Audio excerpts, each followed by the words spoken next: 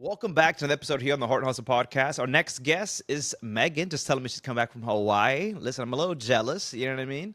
But I'm super excited to have you here. And at some point, you were at the top of your real estate game, and then your son was born with this, rare brain malformation, and then the rest is history. Can we kind of start there, Megan? Like, you were actually in the corporate, I would say, corporate world, and ended up in the nonprofit space. Did you always care for nonprofit, or was it your son that really kind of made that jump for you? Yeah, I was a top producer in real estate, loved it. When you're in real estate, you're a business owner because you manage all of your own portfolio and everything. So, yeah, going from for profit to nonprofit was a big switch, something I never necessarily intended to do, but that's just what I felt called to do. And I always have volunteered. I mean, since I was a child, and when I was a teenager, I would go to nursing homes and spend time with the elderly, singing with them, reading books. I've worked with the homeless population. I worked with the Salvation Army. I've done a lot of volunteering. It's always been important to me to give back. And so when this situation happened to me and I just saw how many gaps there were, I knew I wanted to do something about it. And this organization, is it something that you actually started, you became a part of? I think you launched this, if I'm not mistaken, on your own. Is that correct? Correct. Yes, when I had my son, I realized that when you have a medically fragile child, I had, for instance, an ICU in my home. My son was total care. He had every kind of seizure imaginable. It was very intense, round the clock, 24/7 caregiving. And what I found is when you're up at the hospital, you receive a lot of support both from healthcare workers and charities. But when you're at home with a complex kid doing all these cares on your own, you're truly on your own. And so I just felt that, why aren't there any charities that come to the home and meet families where they are, especially families in these crisis situations? And so that's what we do. Is I am the founder of the organization and started it from the ground up. There isn't anything like our work. I always believe that in the nonprofit world, you should try to find a cause you align with and work with them. But there just wasn't anything like what we're doing, and so I felt like it did need to be its own nonprofit. I love that. You mentioned how families will often feel invisible when they leave the hospital walls. What are some of the services that you guys offer these families so they don't feel alone anymore? Right. So we do a few different things. We go into their homes. We do house cleaning. We do lawn care, snow removal. We like to take just something practical off their plate so that they can have a little bit of respite, whether they use that time to take a nap, spend time with their medically fragile child, spend time with other children, date night, whatever it is. We just want to give them a little bit of breathing room and provide something that most of our families cannot afford on their own. And so we do those in home supports. We also do support groups in our office. We do those 4 times a month, and they're hosted by a licensed clinical social worker. We also have an office, she has an office within ours, so the families can come seek individual support as needed if the groups don't work for them or if they need more specialized care. We also do community activities to bring the families together. So we host 6 large family events a year where we will do things. We partner with the YMCA, shut the whole facility down so that our kids can come in and go swimming. I mean, you can't typically take a large amount of children in wheelchairs to a facility like that and have it be accessible. And so all of our events are very accessible for families, and it supports the entire family. We're a holistic organization. We believe in uplifting the entire family. So we want them all there, all having a good time. And then we do an event for just our moms around Mother's Day, where we take them, pamper the moms. And then around Father's Day, we do an event for the dads or male caregivers. We take them and do something fun like axe throwing and ping pong. And they can just go and hang out with the guys and just find community in that. And then we've also identified that the siblings face their own challenges. They're often invisible in these family dynamics, not intentionally. They're labeled as glass children. They're often looked through just because their siblings' needs are so high. And so we've created special activities just for the siblings where they can be amongst other siblings that understand what they're going through and can find support with each other that way. Jumping from the real estate where you were a top performer, going into the space of nonprofit, did you feel the challenges of really trying to raise funds for awareness when it comes to what you're doing? Yeah, absolutely. That was something. It's when you come from for profit, you have a product you're selling, or you have, something that you were a service you were providing. When you're a nonprofit, you're just kind of at the mercy of the social climate, of donors, of grantors, of just trying to figure out where all that funding comes from. I initially leaned into my real estate contacts because that was just natural. Those were people I already had long established relationships with. My first board were many of my office mates or former clients. And initially, I had approached a builder with this idea of the organization, like as a pilot. This wasn't started like a traditional nonprofit. It was started much more like a tech startup. We really wanted to pilot and see what the need was. I didn't know how many other families were out there. I knew there had to be others. I just didn't know Yeah. any. And so we really wanted to pilot, see what the need is, see if the things I thought would help them would actually help them. And we're always open to change. And we have done changes over the years based on what the highest need for this population is. And so that's where it really started. And how many families are you guys serving now? We have around 220 families on services, monthly services at this point. Wow. This is Yeah. from nothing. Started from Right. ground zero. Right. Well, and that, like I said, we're holistic. And so we uplift the entire family. So when you look at that 220 families, that's over 900 community members that receive support from our organization every month. Wow. And is this only in Idaho? Have you guys expanded further than that, or what do you guys look like on that level? So far, we're just in Idaho. We're trying to manage growth here. The need was much larger than we realized. Something we also do is a lot of advocacy. I didn't mention that yet, but we do a lot of advocacy. And sitting on the local children's hospital committees, I found that when we started this organization in 2017, there was around 1,800 families that needed our services within their system. And now there's more than 7,500. So the Oh, wow. need from the time we've started till now has grown so much. We've just tried to figure out, we've talked about going to, Salt Lake, Seattle.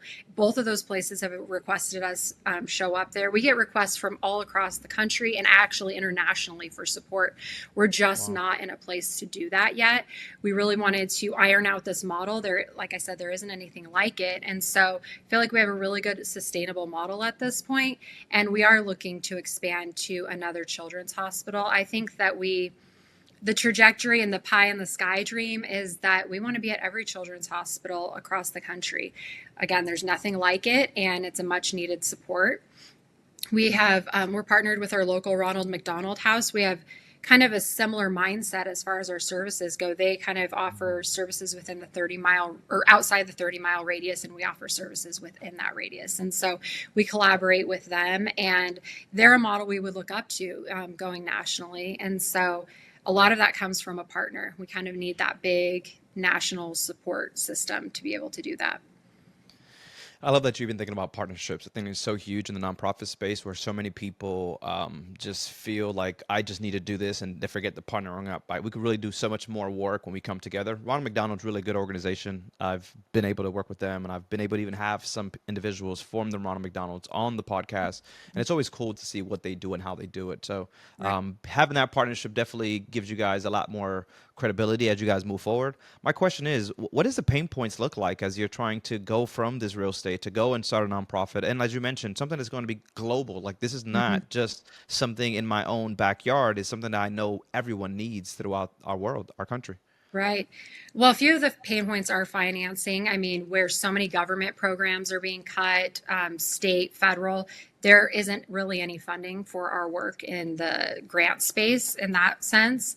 So it's finding, those partnerships, those collaborations to be able to do our work further. We're partnered with the YMCA. We try to spread our funding and be as efficient as possible. We use a lot of technology to have low staffing just so we can make all of our dollars stretch. So Love I that. think funding is a pain point. I think that in America, we are cure based. And what we do is accepting families as they are, as their children are. Um, there is such a need for supporting this population, everything from our work to pediatric respite homes. If you look at like the UK, they're about the size of California and they have 54 respite homes for children. The United Wow. States has five. We just tend to look away from hard things. And so that's why our organization, we try to bring a light and shine a light, but also be a light for these families, because I think that's a pain point when, people are really focused on children's cures and fixing things.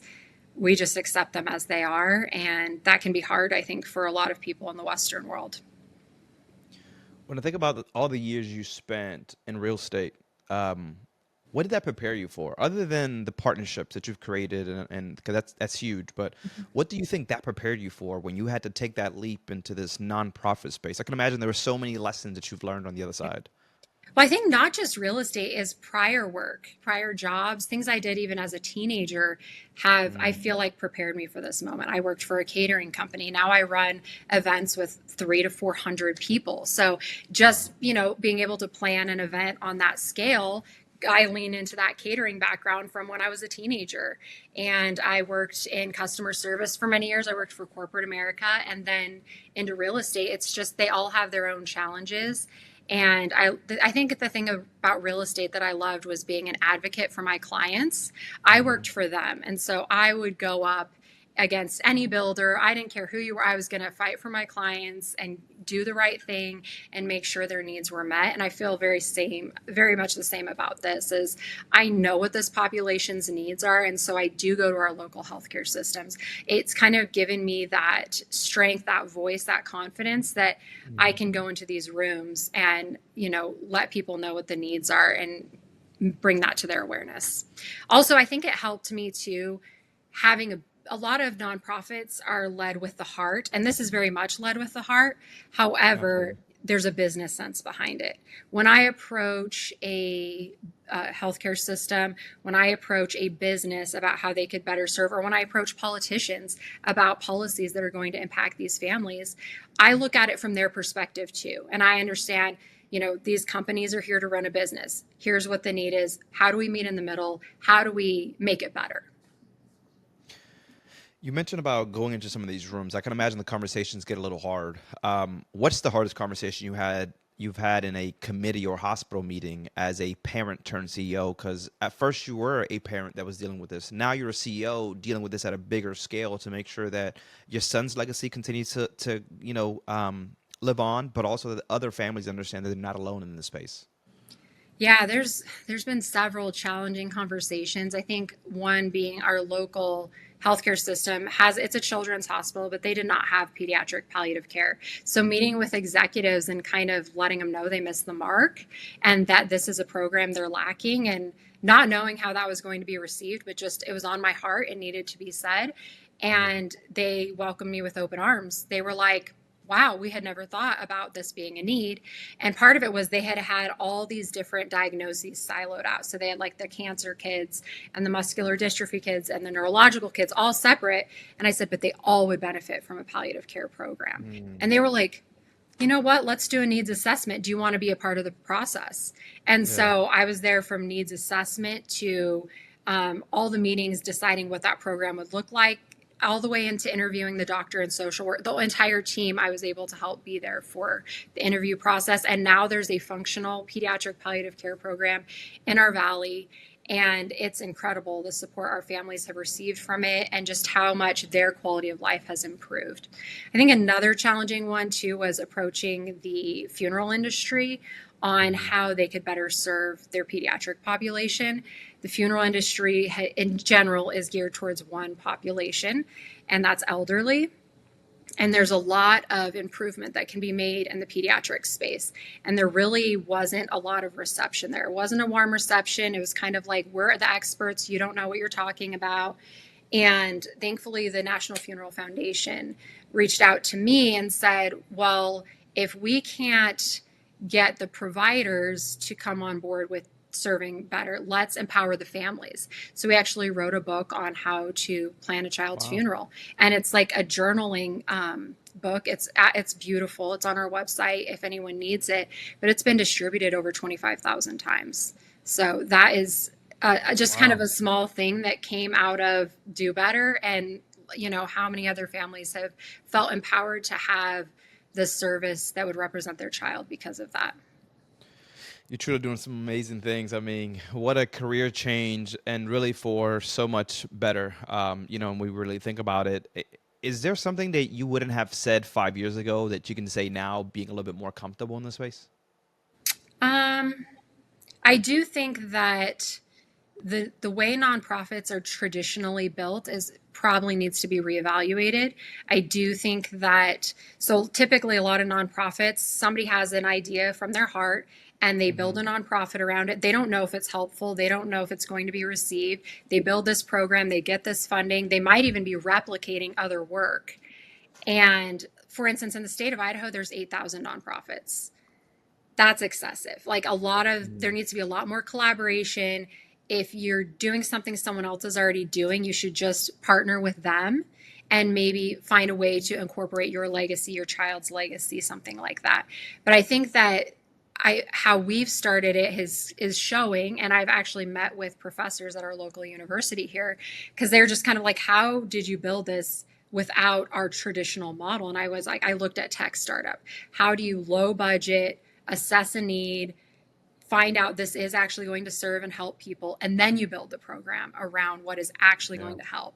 I mean, I've sat on calls where one of them was a funding call, and the nonprofit was started with great intention, but they weren't getting people to accept the service they were offering.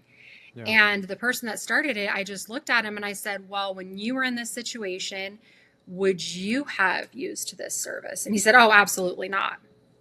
And I was like, well, then maybe you want to rethink how you've built this, how you structured this. Like, I guess more reflection on, I think that's what I would say is just that, collaborate first if you can. And if not, make sure you're providing a model that's actually serving people in the way they need to be served, not in the way you want to serve them. I love you say that. We talked about it a couple of times, but the partnership in spaces of nonprofit and giving back. I sit on the board of a foundation. It happens to be at my old high school, and there's so many things going on. Like you have the PTSO, you have another club, you have the Edgewater High School Foundation, and we're all doing the same things and targeting the same people. And I mean, just recently we're hosting a gala coming up in November. Well, guess what? One of the other programs is also hosting an event at the same venue, reaching, and it's like, how do we come together to do this? Sure. But it is collaboration. It's people understanding what collaboration means, as well. It's very frustrating because you mentioned we're all in it for the same purpose, but we all want to be better than the next, and it's like, Right. come on. Yeah, So you're yeah, I definitely think touching some I stuff on think that. collaboration is key in the nonprofit space, especially given our local, well, national climate. As far as it's really tough out there for a lot of nonprofits, and so let's join together and do better. I love it. So if you could kind of talk about the organization, what is the name of it? Rares, Raise for Rare, is that correct? Raised for Rare, and the name actually it was not Raised for Rare initially. I wanted to find like what was our kind of like a Make a Wish name. What is that national name that would really show what our work was, and we just couldn't figure out a name. But I just had the calling, and I'd had the meeting with the builder and some other funders, and I was just like, we can't let a name hold this organization back. So initially it was named after my son, and his name is Corwin, which Corwin means, I had chose that name because it means companion of the heart, and I didn't know Wow. how long he would be with me, but I knew he'd always be in my heart. So it was called Corwin's Cause initially, and from there we had it's called Idaho Gives. It's a big statewide day of giving here, and I had invited some of our families out, and they wanted to come out and advocate for the organization and kind of just be seen. I think that this organization empowers these families that are generally all isolated and siloed out to come together and just have this voice and be seen and be comfortable with it. And I was watching them tell their stories, and people were always like, who's Corwin? And they would tell Corwin's story, and then they would tell about the organization, and then the supporters would kind of move on. They weren't there long term, as far as they just kind of wanted to hear what the organization was and what's the meaning behind the name. And our family stories were lost, and that's when it was on my heart. I was like, we have to change this name. And so most of our children have a rare disease, which includes all forms of pediatric cancer, heart conditions. Nearly all of them have a rare disease or have survived something they most likely would not have. We have some non-fatal drownings, things like that. So some very rare tragic accidents. So they're all rare in their own ways. And the sunshine has always been a big representation of the organization. And so we just thought rays, right? Like rays of light on this rare population. Yeah. I love it. I mean, really, when you think about something like this, you really got to think about all those different things. There's some amazing things you guys are doing that you guys do annually for some of these kids.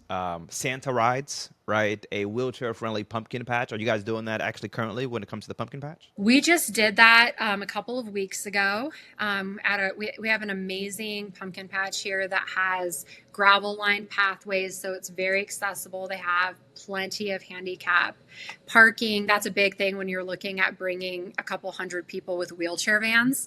Most places only have a few handicap spots. So this place has abundant handicap parking, but there's pumpkin patch, there's, all sorts of, there's a corn maze. They can't really get through the corn maze so easy, but there's some smaller activities.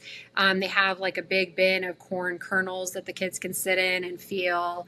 And we had pizza delivered, and they just had a great time picking out their pumpkins. And there's a petting zoo there. They can pick flowers. There's just an Love abundance that. of activities. Yeah. Yeah, it's really helping them with joy, right? Just when you're in that space of pain and loss, it's help bringing people that joy. How do you measure that actually? How do you measure the value of joy when you're doing this type of work? I think we get a lot of feedback. We get a lot of thank you messages, letters, emails.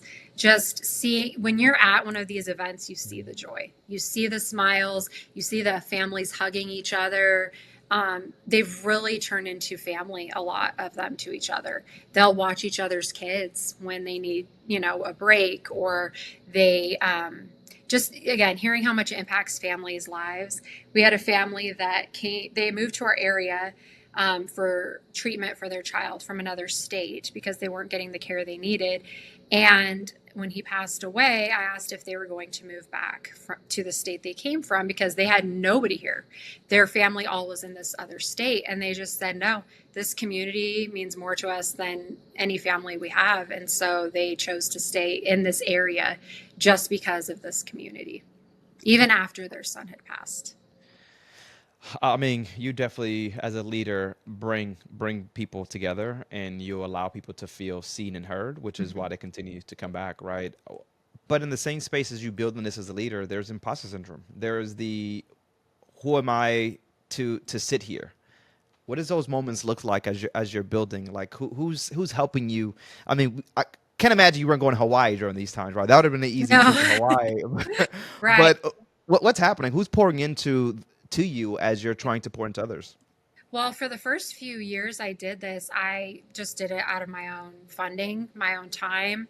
Now we have, paid staff and everything. But in those early years, I mean, I was working 80 hours a week to get this going, and I wasn't getting paid. I was just doing this because I had to give purpose to my pain. And so that's really what drove me. And my son taught me to be an advocate. I had to, a lot of times, stand up and have hard conversations for what was best for him. I think that really helped Yeah. with imposter syndrome. When you have a medically complex child that even the experts don't know the answers to, Mm. you have to really lean into your gut and say, we were put in a position, which is why palliative care was so important to me, was we were put in a position where we were told he needed an intervention or he would die. But then another specialist said, well, but if you do that intervention, he will die. So these two doctors put us in Wow. the middle of this impossible decision and we're like, you decide, parents. And so that's where palliative care comes in. They do goals, like how many interventions meet the goals of the family. Like for me, I Hmm. wanted quality of life over quantity. I really wanted him to have a full, abundant life and live life to the fullest and not live in a bubble, but for who knows, maybe how long. I wanted to go make all these memories and spend time as a family and experience life. And so I feel like that prepared me for these hard conversations and gave me that internal strength, is remembering why I did it for me, and that not everyone has that, you know, ability to have that voice. I guess when I feel like I'm speaking for the voiceless, it kind of makes me feel invincible, of like these kids can't talk, but I can. Yeah. So Yeah. that really helps. And then I had a meeting where I was interviewing the doctor for that pediatric palliative care team, and it was all executives. There were 5 people. It was all executives, CEOs, doctors. And I asked one of the doctors, I said, why am I here? And he said, because you'll ask the questions we can't ask, and you're here for a reason. So just accept that and, speak what you need to say and ask the questions you need to say. If the Heart and Hustle podcast has ever sparked any idea or made you think differently, do us a favor. Make sure to guys share this, post it on LinkedIn, or even text that nonprofit friend that you just have. Whatever works, this is what keeps the conversation going and allows us to just grow this community together. Seriously, we appreciate you.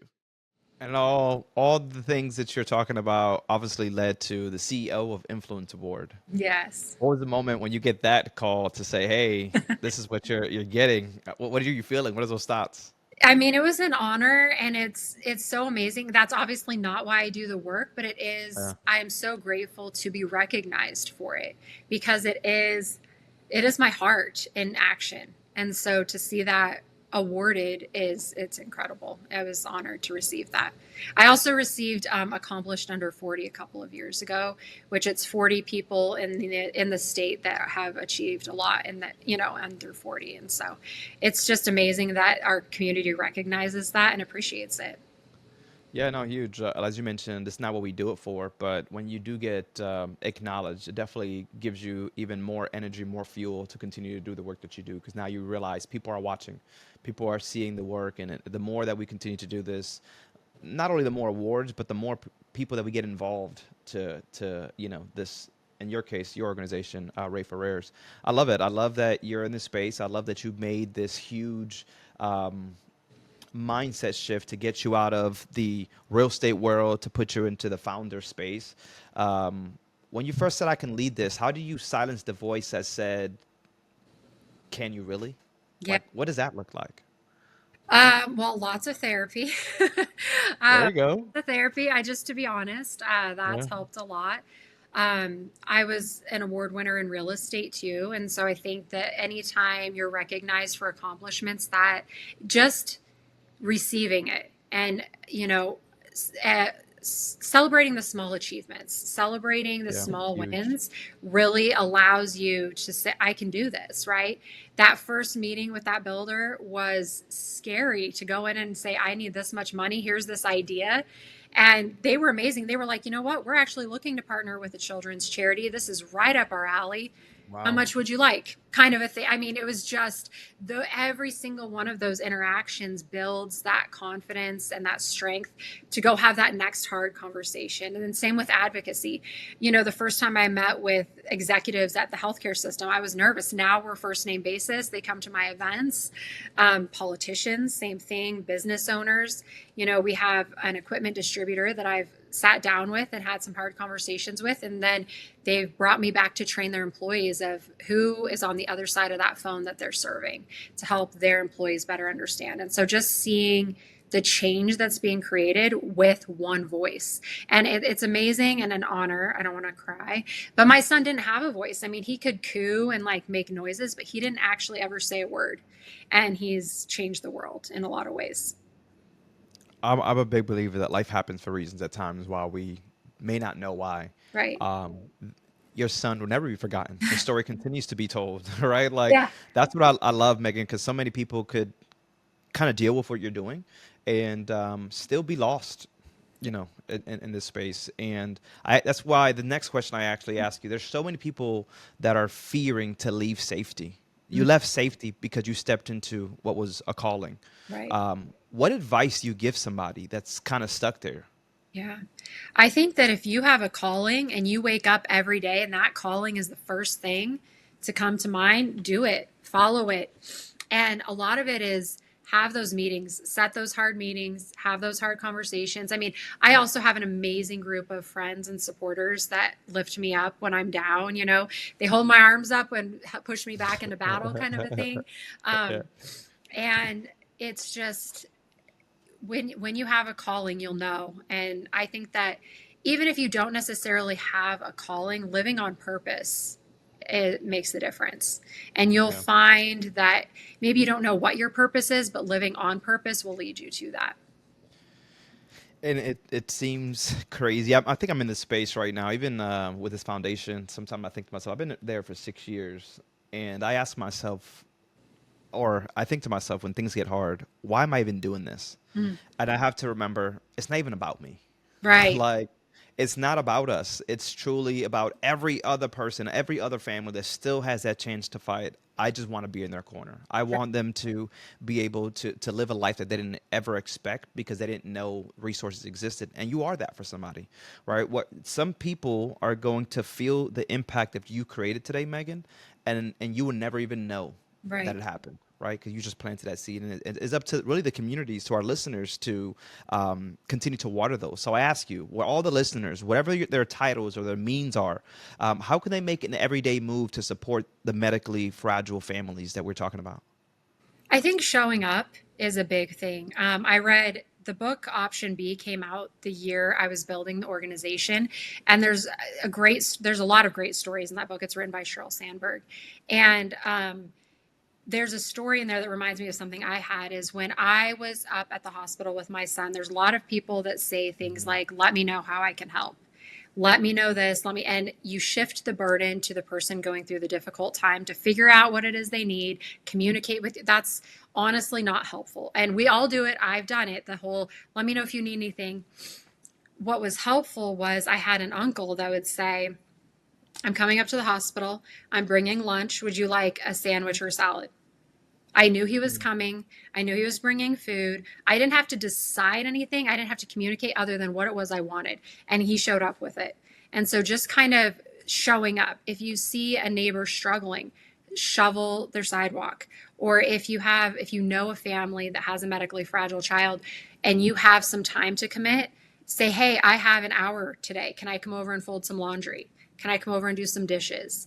Is there anything at the house that I can do? Can I mow your lawn? Whatever it is, just find something really practical that you feel you can do well and do it. Or if you just say, hey, I would like to bring you dinner.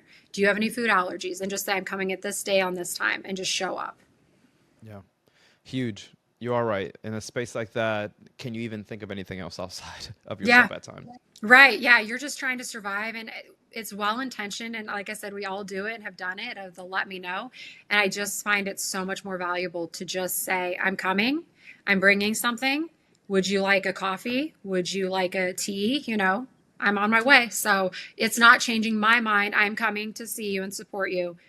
What is it that I can bring that would be of value to you?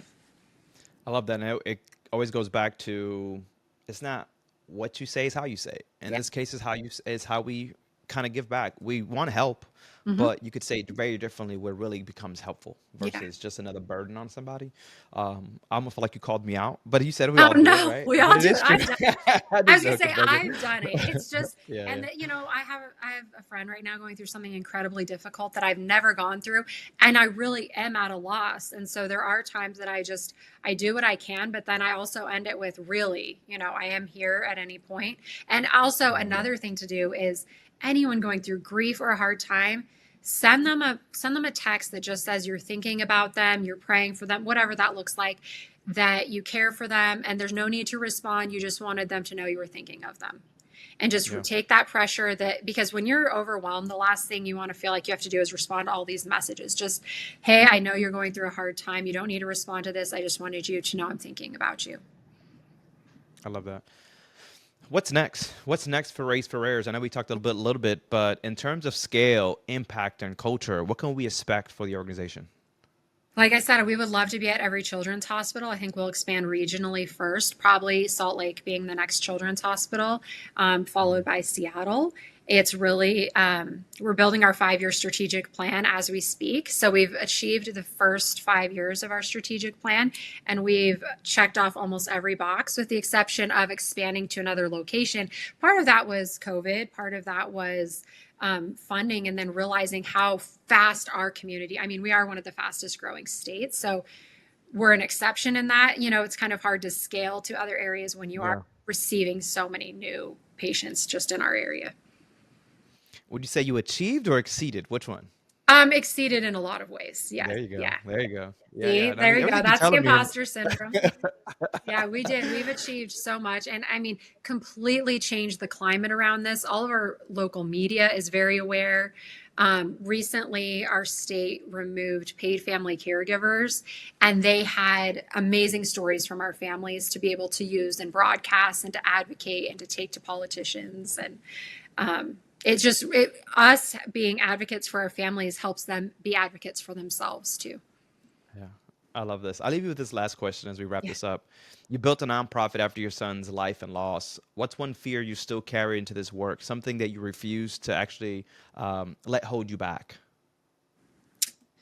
That's a good question. I think it's that same thing as when I am struggling, that it's not about me, right? It's about who we serve. And that whether me showing up and doing this, 900 plus employees and contract, I mean, probably over 1,000 people count on me to show up for this job every day because it's that life changing. And so just leaning into that, that sometimes I fear that I'm not strong enough to continue. I mean, this work is heavy. It's very heavy. It's heavier Hmm. than people realize. I mean, I sit at bedsides, I go to a lot of children's funerals, so sometimes that work can be very heavy. So just if I'm strong enough to carry it, and then remembering why I'm doing it. The why. That's the Yeah. most important part. Yeah. It's always the why. Right. Um, where can people find more of the organization? Are you guys on social websites? What does that look like, Oh, Megan? yeah. We're on all the social media platforms. We have an amazing website that has stories. We have some great videographers that come in and do, like, we have a day in the life of a family. So if you want to go see what it's like to live as one of these families, we have a whole bunch of different perspectives. I'm just getting ready to roll out. Every year at our gala, I do a different feature. So this year was Glass Children, it's the siblings. So we have a couple sibling videos I'm getting ready to put up on social media. But if you look back, we have a whole catalog of just dad's perspectives, mom's perspectives, just the whole family and what that's like. I love it. Well, Megan, we thank you so much for being your true, authentic self and really giving light on something that people don't have a conversation, even idea, or have conversations on. And may you continue to exceed what you're doing. You're not just getting there; you're going to exceed because you already have exceeded. We thank you so much, guys. And if you're still watching, make sure you guys do like, share, and subscribe because these are the stories that we need to get out. There's so many things happening in our own countries, in our own backyard, and we ask ourselves, where could we find the help? Well, raise for rare. Is that what this is called? Yes, Did I yes. mess this up already, I Megan? know Okay, it's a good. mouthful. I love it though, I actually do. But make sure you guys go ahead and check them out on social media. My name's Ephraim. This is Megan. We'll catch you on the next one. Laters. Thank you.